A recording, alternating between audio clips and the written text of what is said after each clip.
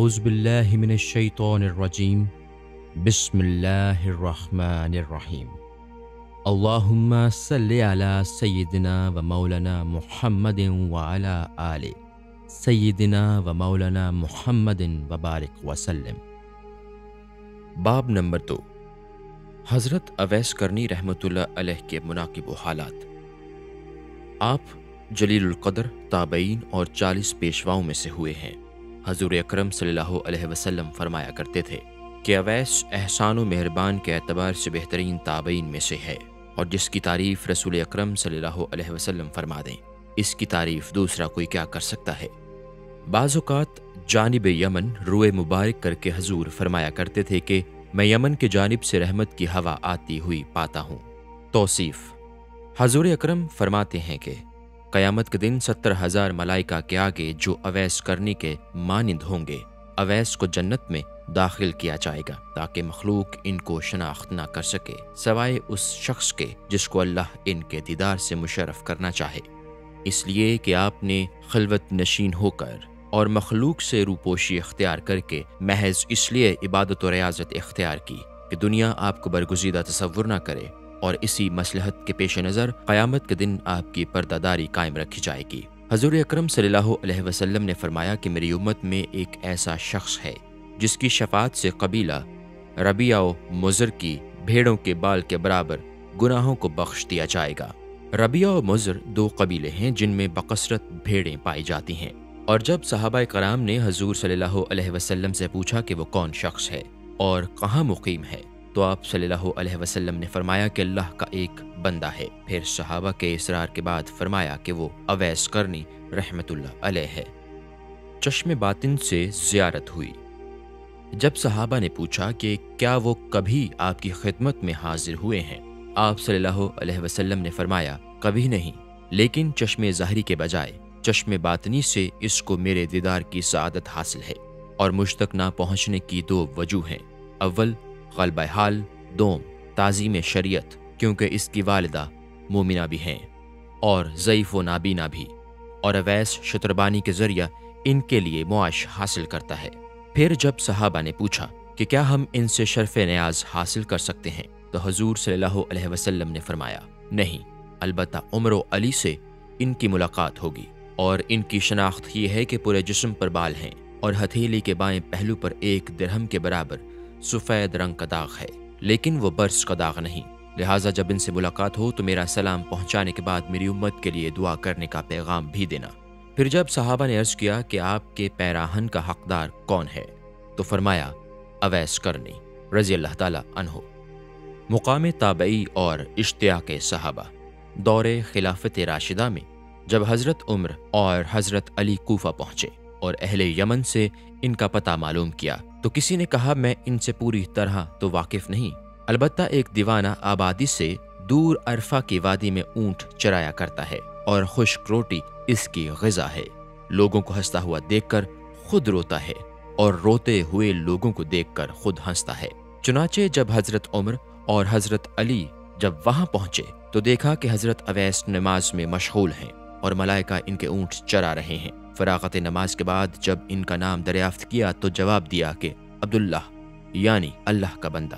حضرت عمر نے فرمایا کہ اپنا اصلی نام بتائیے۔ آپ نے جواب دیا کہ اویس ہے۔ پھر جب حضرت عمر نے فرمایا کہ اپنا ہاتھ دکھائیے، انہوں نے جب ہاتھ دکھایا تو حضور اکرم کی بیان کردہ نشانی کو دیکھ کر حضرت عمر نے دست بوسی کی، اور حضور صلی اللہ علیہ وسلم کا لباس مبارک پیش کرتے ہوئے سلام پہنچا کر امت محمدی کے حق میں دعا کرنے کا پیغام بھی دیا۔ یہ سن کر اویس کرنی نے عرض کیا کہ آپ خوب اچھی طرح دیکھ بھال فرما لیں، شاید وہ کوئی دوسرا فرد ہو جس کے متعلق حضور نے نشاندہی فرمائی ہے۔ حضرت عمر نے فرمایا کہ جس کی نشاندہی فرمائی ہے وہ آپ میں موجود ہے۔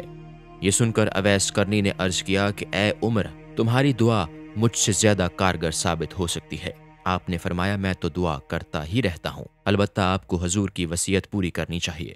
چنانچہ حضرت اویس نے حضور صلی اللہ علیہ وسلم کا لباس مبارک کچھ فاصلے پر لے جا کر اللہ تعالیٰ سے دعا کی کہ یا رب، جب تک تو میری سفارش پر امت محمدی کی مغفرت نہ کر دے گا، میں سرکار دو عالم صلی اللہ علیہ وسلم کا لباس ہرگز نہیں پہنوں گا، کیونکہ تیرے نبی نے اپنی امت کو میرے حوالے کیا ہے۔ چنانچہ غیب کی آواز آئی کہ تیری سفارش پر کچھ افراد کی مغفرت کر دی۔ اسی طرح آپ مشغول دعا تھے کہ حضرت عمر اور حضرت علی آپ کے سامنے پہنچ گئے، اور جب آپ نے سوال کیا کہ آپ دونوں حضرات کیوں آ گئے، میں تو جب تک پوری امت کی مغفرت نہ کروا لیتا اس وقت تک یہ لباس کبھی نہ پہنتا۔ مقام ولایت خلافت سے بہتر ہے۔ حضرت عمر نے آپ کو ایسے کمبل کے لباس میں دیکھا جس کے نیچے تونگری کے ہزاروں عالم پوشیدہ تھے۔ یہ دیکھ کر آپ کے قلب میں خلافت سے دستبرداری کی خواہش پیدا ہوئی اور فرمایا کہ کیا کوئی ایسا شخص ہے جو روٹی کے ٹکڑے کے بدلے میں مجھ سے خلافت خرید لے؟ یہ سن کر حضرت اویس نے کہا کہ کوئی بے وقوف شخص ہی خرید سکتا ہے، آپ کو تو فروخت کرنے کی بجائے اٹھا کر پھینک دینا چاہیے، پھر جس کا جی چاہے اٹھا لے گا۔ یہ کہہ کر حضور اکرم کا بھیجا ہوا لباس پہن لیا اور فرمایا کہ میری سفارش پر بنو ربیہ اور بنو مضر کی بھیڑوں کے بالوں کے برابر اللہ تعالیٰ نے لوگوں کی مغفرت فرما دی۔ اور جب حضرت عمر نے آپ سے حضور اکرم کی زیارت نہ کرنے کے متعلق سوال کیا تو آپ نے ان سے پوچھا کہ اگر آپ دیدار نبی سے مشرف ہوئے ہیں تو بتائیے کہ حضور صلی اللہ علیہ وسلم کے ابرو کشادہ تھے یا گھنے، لیکن دونوں صحابہ جواب سے معذور رہے۔ اتباع نبوی میں دندان مبارک کا توڑنا۔ حضرت اویس نے کہا کہ اگر آپ رسول کریم صلی اللہ علیہ وسلم کے دوستوں میں سے ہیں تو یہ بتائیے کہ جنگ احد میں حضور صلی اللہ علیہ وسلم کا کون سا دانت مبارک شہید ہوا تھا، اور آپ نے اتباع نبوی میں اپنے تمام دانت کیوں نہ توڑ ڈالے؟ یہ کہہ کر اپنے تمام ٹوٹے ہوئے دانت دکھا کر کہا کہ جب دانت مبارک شہید ہوا تو میں نے اپنا ایک دانت توڑ ڈالا، پھر خیال آیا شاید کوئی دوسرا دانت شہید ہوا ہو۔ اسی طرح ایک ایک کر کے جب تمام دانت توڑ ڈالے اس وقت مجھے سکون نصیب ہوا۔ یہ دیکھ کر دونوں صحابہ پر رقت طاری ہو گئی اور یہ اندازہ ہو گیا کہ پاس ادب کا حق یہی ہوتا ہے۔ گو حضرت اویس دیدار نبی صلی اللہ علیہ وسلم سے مشرف نہ ہو سکے، لیکن اتباع رسالت کا مکمل حق ادا کر کے دنیا کو درس ادب دیتے ہوئے رخصت ہو گئے۔ مومن کے لیے ایمان کی سلامتی ضروری ہے۔ جب حضرت عمر نے اپنے لیے دعا کی درخواست کی تو آپ نے کہا کہ نماز میں اتحیات کے بعد میں یہ دعا کیا کرتا ہوں، اے اللہ تمام مومن مردوں عورتوں کو بخش دے، اور اگر تم ایمان کے ساتھ دنیا سے رخصت ہوئے تو تمہیں سرخروئی حاصل ہوگی، ورنہ میری دعا بے فائدہ ہو کر رہ جائے گی۔ وصیت۔ حضرت عمر نے جب وصیت کرنے کے لیے فرمایا تو آپ نے کہا، اے عمر اگر تم خدا شناس ہو تو اس سے زیادہ افضل اور کوئی وصیت نہیں کہ تم خدا کے سوا کسی دوسرے کو نہ پہچانو۔ پھر پوچھا کہ اے عمر کیا اللہ تعالیٰ تم کو پہچانتا ہے؟ آپ نے فرمایا ہاں۔ حضرت اویس کرنی نے کہا بس خدا کے علاوہ تمہیں کوئی نہ پہچانے یہی تمہارے لیے افضل ہے۔ استغنا۔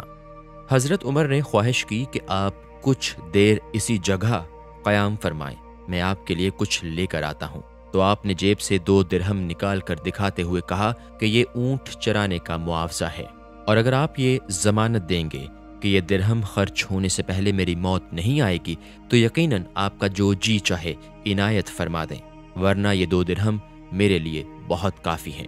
پھر فرمایا یہاں تک پہنچنے میں آپ حضرات کو جو تکلیف ہوئی اس کے لیے میں معافی چاہتا ہوں، اور اب آپ دونوں واپس ہو جائیں کیونکہ قیامت کا دن قریب ہے اور میں ذات آخرت کی فکر میں لگا ہوا ہوں۔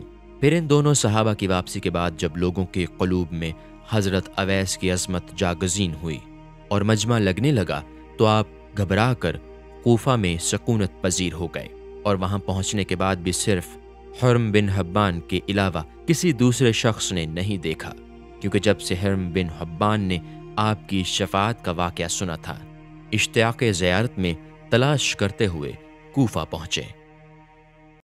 السلام علیکم۔